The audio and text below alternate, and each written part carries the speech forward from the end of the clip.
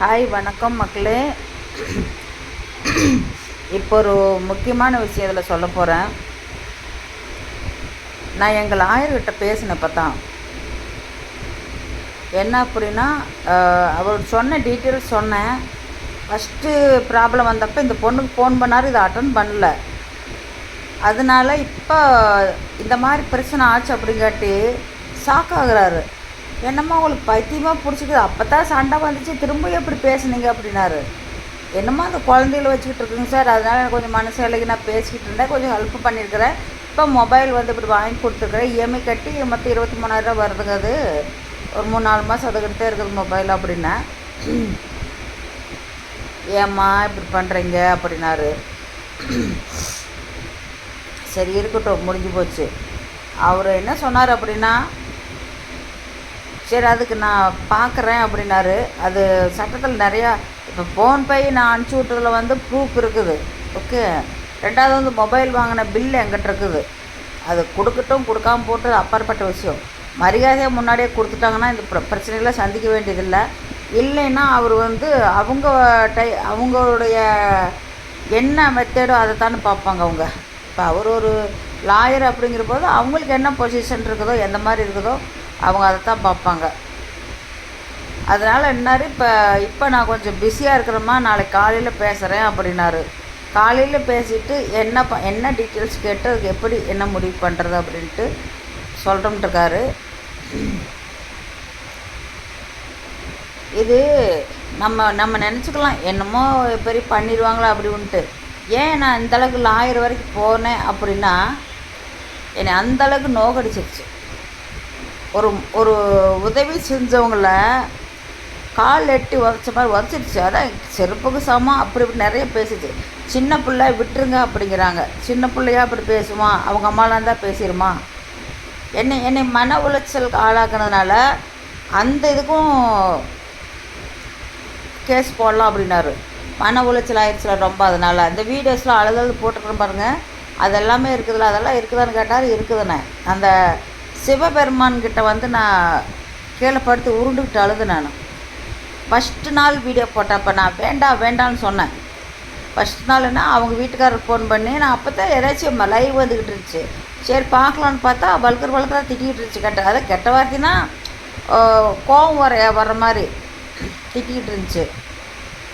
நான் உடனே அவங்க வீட்டுக்காரர் பண்ணி சொன்னேன். அவரும் உடனே அதுக்கு பண்ணி அந்த அம்மாவை பற்றி என்ன பேசி போட்டுட்ருக்குற போடாத அப்படின்னு சொன்னார். நல்லா தான் சொல்லிக்கிறாரு. இது ஹெட்வைட் பிடிச்சி போய் கேட்கல. திரும்பவும் நேசமணி அப்படிங்கிறவங்கள்ட்ட சொன்னேன். அவங்களும் சொன்னாங்க. அவங்க சொல்லி இது கேட்டுக்கல. அதுக்கப்புறம் அவங்க ஃபோன் பண்ணாங்கன்னா எடுக்காத, என்னது பிளாக் பண்ணால் எனக்கு தெரிஞ்சிருமாம்மா. அதுக்கு என்னமோ சொல்லிச்சு, அது எனக்கு வாயில் வரல. அந்த மாதிரி பண்ணி விட்ருங்க, அப்போ தான் தெரியாது அப்படின்ட்டு. என்ன டெக்னிக்கலி கண்டுபிடிச்சி வச்சுருக்குற. அது போனால் நாங்கள் வேறு லெவலில் பண்ணோம்ல. அதனால் அது நாளைக்கு முடிவு தெரியும்.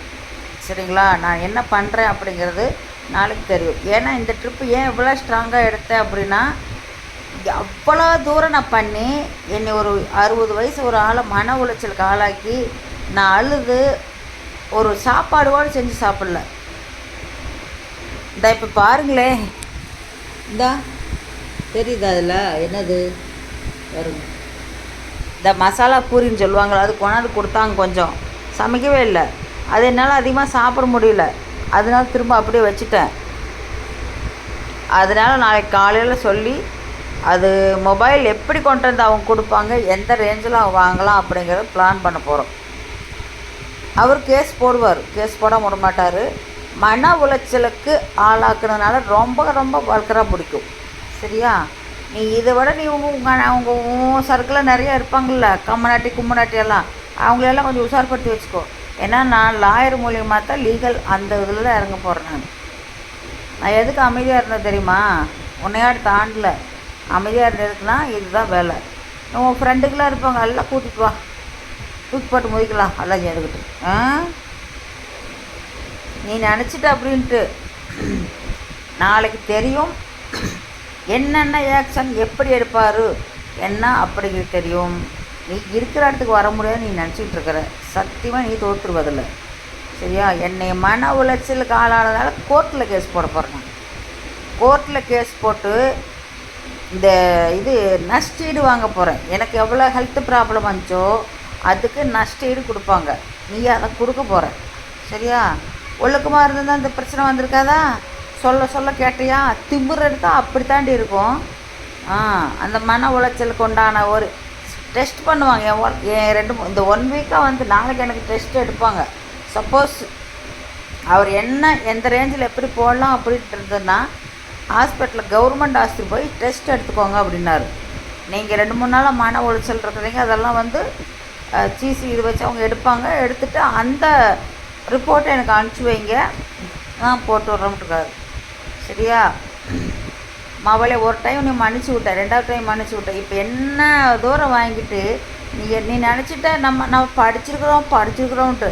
படிப்புக்கும் அதுக்கு சம்மந்தமே கிடையாது. என்ன நம்ம நினச்சா எது வேணாலும் பண்ணலாம். மன உளைச்சல் பண்ணுறதுக்கு உனக்கு எந்த மாதிரி கேஸ் வருமோ அது எனக்கு தெரியாது. அது உடனேலாம் வராது. உனக்கு உடனே கவுத்தம் பிடிச்சோம்லாம் வராது. கோர்ட்டில் போய் வர்றதுனால லேட்டாக தான் உனக்கு நோட்டீஸ் வரும். சரியா? எனக்கு எவ்வளோ அமௌண்ட்டு நீ கொடுக்கணும், இப்போ இருக்கிற அமௌண்ட்டும் கொடுக்கணும். அதுக்கப்புறம் என்னுடைய மன உளைச்சலுக்கு ஆளான பாரு, ரொம்ப 2-3 நாளாக அதுக்கும் நஷ்டஈடு கொடுக்கப்படும். சரியா? அது மட்டும் சொல்லிட்டார். கண்டிப்பாக வரணும், கொடுத்து தான் ஆகணும் அப்படின்ட்டார்.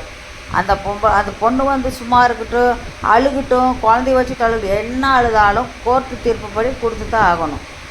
மன உளைச்சலுக்கு ஆளாக்குனா கண்டிப்பாக அது பெரிய ஒரு பிரச்சனைகள் போய் முடியும்.